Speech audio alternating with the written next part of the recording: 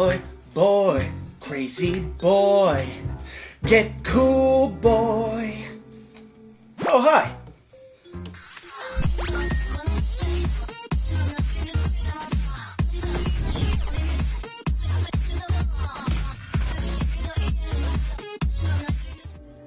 Go, man, go, but not like a yo-yo, schoolboy. Good morning, Chad. What's new? Well, you know, Gretel, I'm just hanging out, being cool.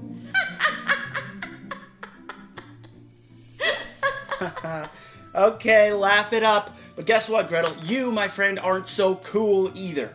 I suppose that's fair. Look, it's okay, because lucky for us, it is still Disney month, and Disney movies are filled with tons of really cool characters. So today, we are counting down the top 10 coolest Disney characters. Excellent. So, as always, let's grab ourselves a drink, have a cheers, and dive right into the list. So, what do I mean when I say cool? Well, it could be in the sense of like, oh hey, Long John Silver, he's got a robot arm, that's pretty cool. Nowadays, you can pretty much say anything that you like is cool. Oh, Milky Ways are pretty cool. But what I mean is, it's all about the attitude, being slick, smooth, and confident. A pair of sunglasses never hurts either. And an important line that I want to draw comes with characters who only think they're cool. The characters of this list have to be seen as cool by the characters in their own stories, as well as by the audience that watches their movie. So all of the guys who more so fancy themselves as cool are out of luck this time. Don't worry, darling. I'll protect you.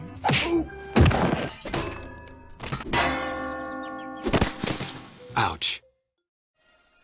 Don't worry, Shorty here can explain it to you later. Well, thanks for everything, Herc. It's been a real slice.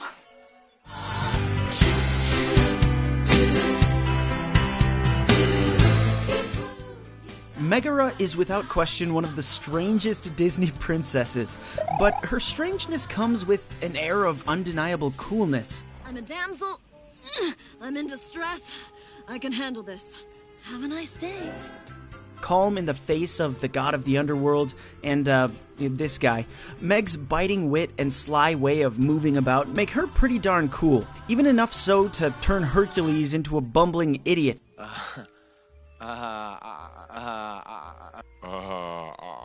Get a hold of yourself, man! And incidentally, she's got what I think is the most underrated Disney princess song of all. I'll never forget first meeting Meg when I saw the movie in theaters and having no clue what this meant. He comes on with his big innocent farm boy routine, but I could see through that in a Peloponnesian minute. A Peloponnesian minute? What the hell is a... Oh, it's like a play on the expression, a New York minute. Okay, pretty cheeky, Meg. I remember initially thinking that Meg was kind of a brat, but with a few later viewings, I think her sarcastic coolness started to shine through more. What can I say? She grew on me, like the head of a decapitated hydra. It has begun! Steady now. But be a stout-hearted little lad and don't let it get you down. Gee whiz, it's Robin Hood. Happy birthday, son.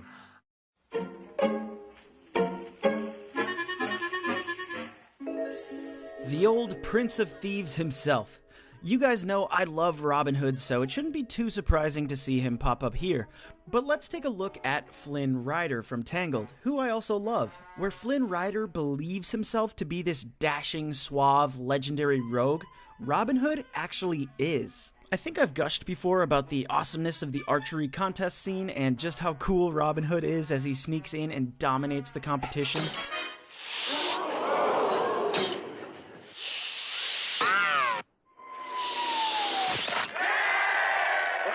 Hero to the local children and guardian of the poor, Robin Hood is pretty much revered by everyone, as he should be. He's charismatic, sly as the fox he is, and how can I forget this? He's playing some kind of fiddle in this scene with his actual bow. Yo-yo who?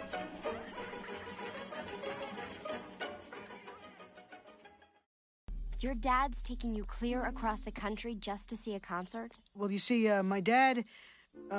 knows Powerline. They used to play together in a band. Yeah.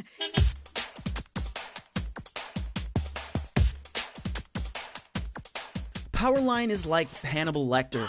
Well, not in the homicidal cannibal sense, but in that with very minimal screen time, his presence is still felt. For starters, the two Powerline songs we actually get in the movie are two of the most rockin' and danceable Disney songs there are. And they give Powerline the feeling of like Michael Jackson in his prime, which is just about as cool as you can get. Of course, he's got pretty much no dialogue and just minutes of screen time in the film, but these dance moves! Oh, and by the way, who was Max fooling with this Powerline getup? The audience audibly gasps when his sunglasses are removed like they thought it was the actual Powerline. Hey dummies, Powerline doesn't look anything like this. Not only does he not wear sunglasses and is like double the height, but I'm pretty sure that Powerline is supposed to be black. It'd be like if some 5'3" white kid showed up at your school one day to perform wearing sunglasses and some hair gel, and the whole school believed that he was The Weeknd. But I applaud your try, Max. It was a valiant effort. So you notice me. It was born here. It's beautiful, no? No. Oh, dance with me, fat man. Well, stay loose, Lauren.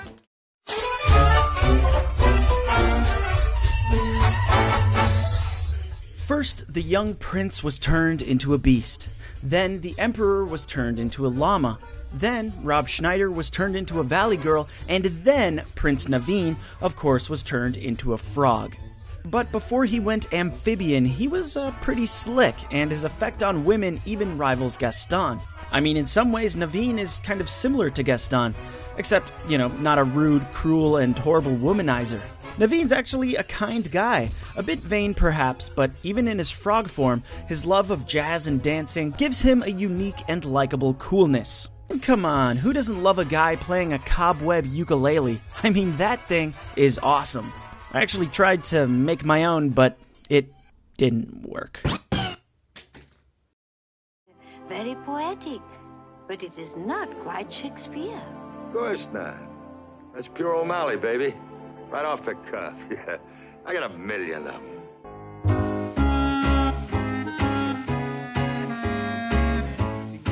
Next up, Aristocats. You know, that movie about drugging cats. Drink up, little kitties.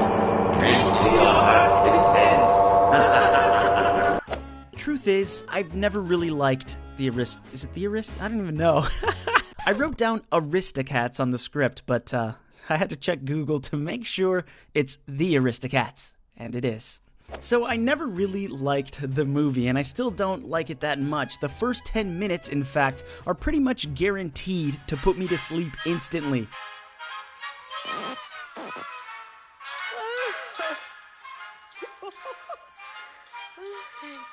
But nevertheless, we must give credit where credit is due, and Abraham DeLacy, Giuseppe Casey, Thomas O'Malley, the Alley Cat, is certainly one cool cat if I've ever seen one. And the name is pretty fun to say. So when we meet O'Malley, he's just strolling along a riverbed looking for single women to hit on, as you do.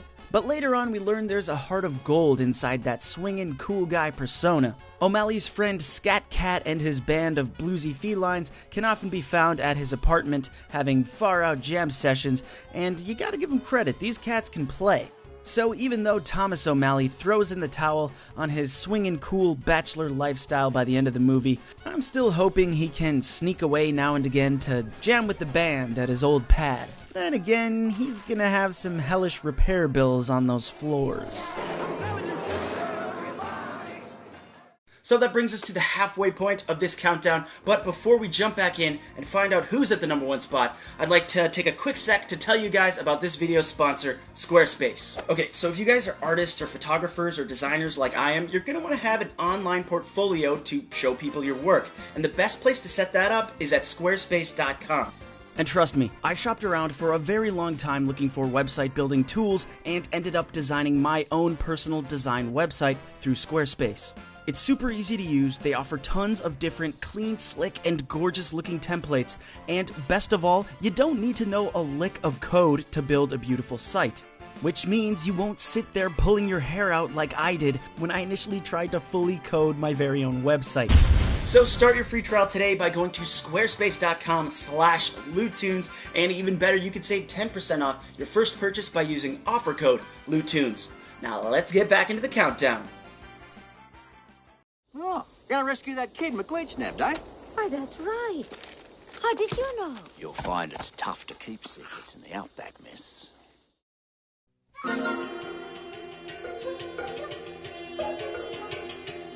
The Rescuers Down Under was one of the most replayed videotapes at my house growing up, and I always just lumped it in with stuff like Aladdin and The Little Mermaid. I had no idea it was a sequel. I had no idea that the Down Under part was additional. So naturally, when I found out there was just a Rescuers movie, I went out and rented it immediately. And Rescuers Down Under, in fairness, did come out during the legendary Disney Renaissance decade, and happens to be one of the few outliers in the sequel better than the original category. And one of the newcomers to the film was the fearless Australian kangaroo rat, Jake. I say again, mate, our runway is too short. And Jake is a key addition to the sequels because his charming outback confidence helps keep the Bianca and Bernard romance fresh. Jake is adventurous, sly, and athletic, pretty much most of what Bernard isn't. Sorry, pal.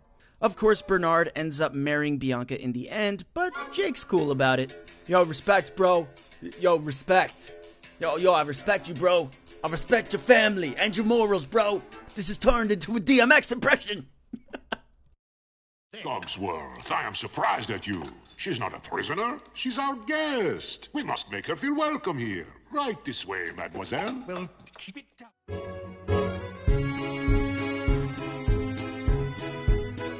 When it comes to the servants at the Beast's castle, Lumiere is like the resident cool guy. He's got a cute girlfriend, he can set himself on fire, and he gets to be the band leader for the kitchen utensils.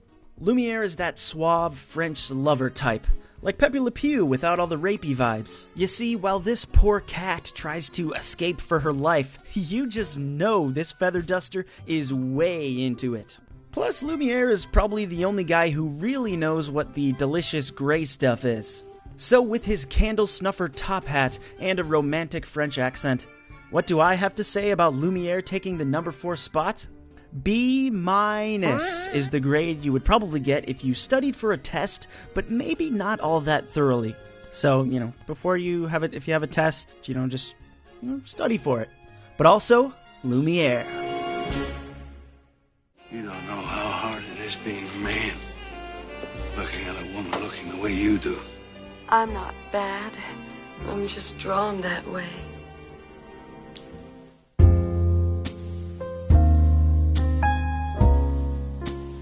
So, as you may or may not have known, Roger Rabbit was actually distributed by Disney, which is pretty clear when you see the characters popping up. Because it was slightly more adult, they released it under their Touchstone Pictures label. This is the same deal that happened with Nightmare Before Christmas, but what's interesting is, originally if you looked at the Nightmare Before Christmas movie box, the Disney logo was nowhere to be found on the front. But later on, once Disney hit the Renaissance and exploded in popularity all over again, suddenly the Disney logo pops onto the cover. This, however, is not the case with Roger Rabbit. To the best of my knowledge, even today, if you see a copy of Roger Rabbit, the Disney logo still won't be on the cover. Which actually makes sense considering the constant sexual innuendos, graphic killings of cartoons and humans alike, and some seriously aggressive alcohol consumption. Come to think of it, PG? Anyways, on to this lovely lady, Jessica Rabbit. If you ask anyone who's the hottest cartoon character, chances are they'll probably say Jessica Rabbit. At this point, she's kind of become iconic, and for many is more recognizable than the actual movie itself. If you ask me, she kind of looks like some kind of weird alien, but hey, tomato potato. Now, even though Jessica Rabbit is usually praised for her sex appeal, her innate coolness shouldn't be overlooked. As a classic femme fatale, not only can she entrance a room with her movements and beauty, but is beguiling and confident offstage as well, and skilled with a revolver to boot. Collected and mysterious as she is lovely, Jessica Rabbit is an easy pick for the number 3 spot.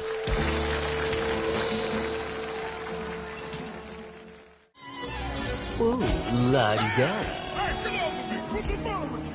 Well, looks like Louie's got a visitor. Could be time for the Dodge to turn this into a total catastrophe.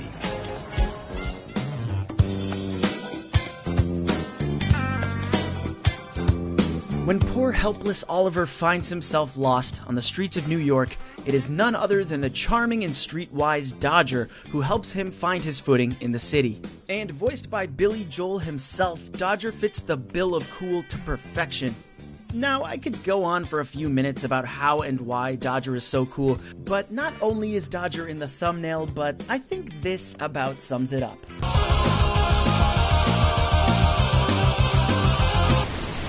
Now, the moment you've all been waiting for.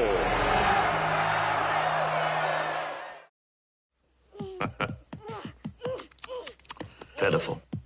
Hey, kid, you need help. And old Baloo's gonna learn you to fight like a bear.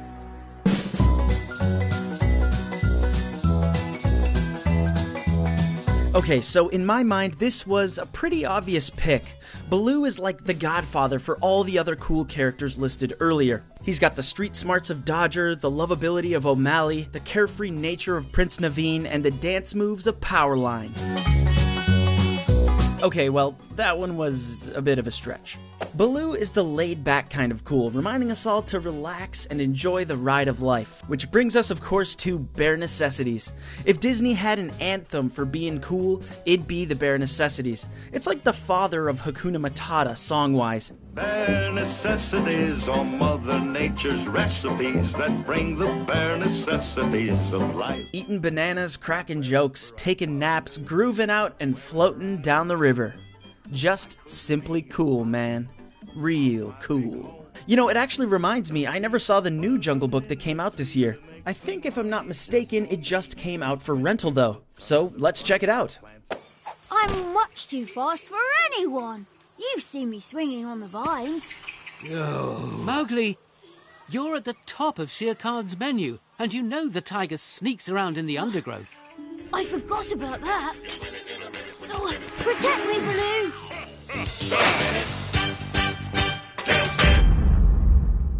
So there we have it, the top 10 coolest Disney characters.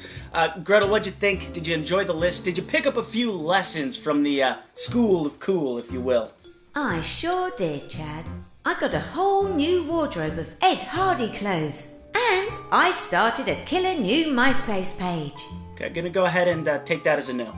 Okay, well, that is about all I got for you guys in today's video. Hopefully, you enjoyed the countdown. And if you did, be sure to click that like button down below. I would sure appreciate it. And I'd love to hear from you guys on Twitter or down in the comments who you think are some of the coolest Disney characters of all time.